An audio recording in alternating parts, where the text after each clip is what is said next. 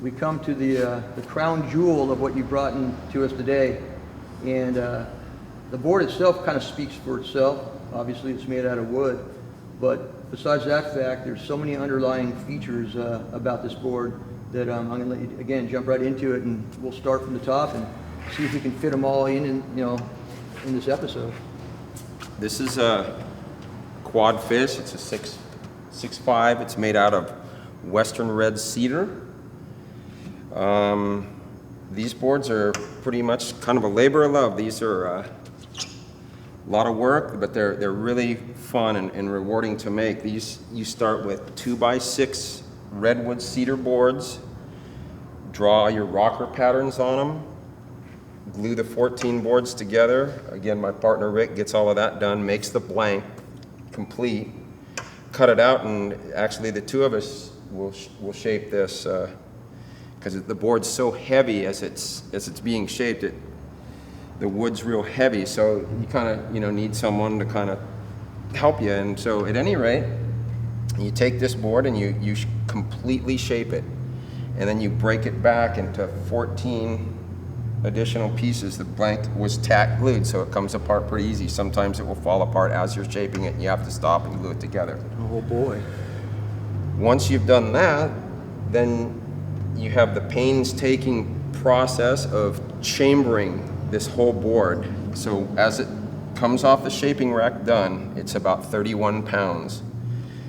You break it apart, and Rick will take and chamber this whole thing out, put about 50, 60 hours in chambering it, getting all the thin walls around the chambers, because we're not working with balsa here, we're working with a cedar, so you're trying to get it as light as possible. Let me just jump in there for one quick second, Bob. So in essence, what you're telling me is there's 14 bands of wood here. Yeah, You yep. glue them all together, you shape it into the initial shape, you break it all down, and then each and every single one of these 14 bands is then taken apart, and it's in essence hollowed out, chambered out by chisel, by Dremel, by all the above. I mean, that's got to be just an amazingly hard thing to do. What he'll do is he'll lay them on edge and he'll lay them all out, and he's staggering the chambers so that like if a chamber's here on this board, the next one would be here, so you have supports in between the chambers for structural strength. So that's a kind of a key thing. And then he'll just take and drill all of the holes and then cut the excess meat out with a simple saber saw. And then that's the easy part, huh? That's the easy part, yep.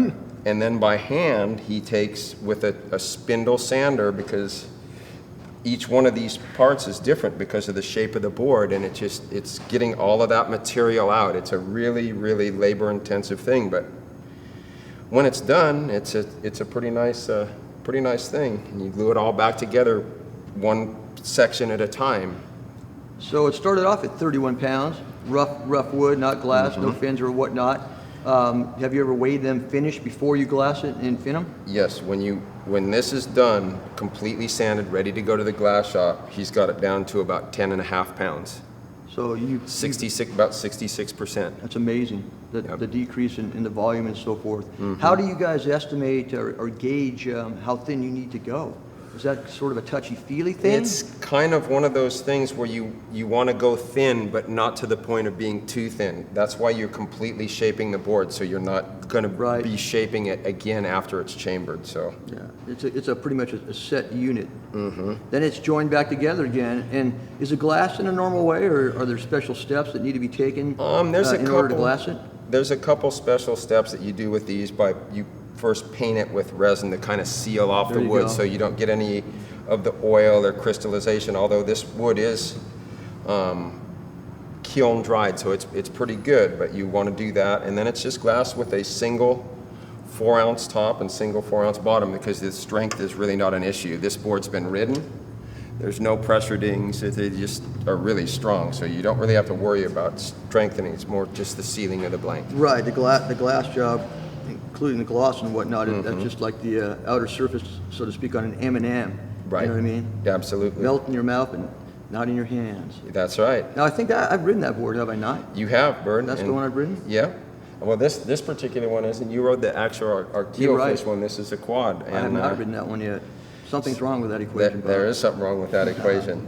The keel fin, though, was amazing. I remember riding it down at the cliffs on days when it was small but really strong offshore winds. And I've ridden wooden boards before in the past, balsa woods back in my youth, so to speak. And we're not talking about in the 50s or anything. 70s there were balsa boards, and there's always been wood involved in surfing to a certain extent. But the carry of the board, the way they will pull you through a wave, is absolutely mystifying. It kind of goes counter to what you would think. You would think the weight would bog on you, and there's instances when you get it out in the flat or whatnot, well, it'll have a tendency to want to lose its speed.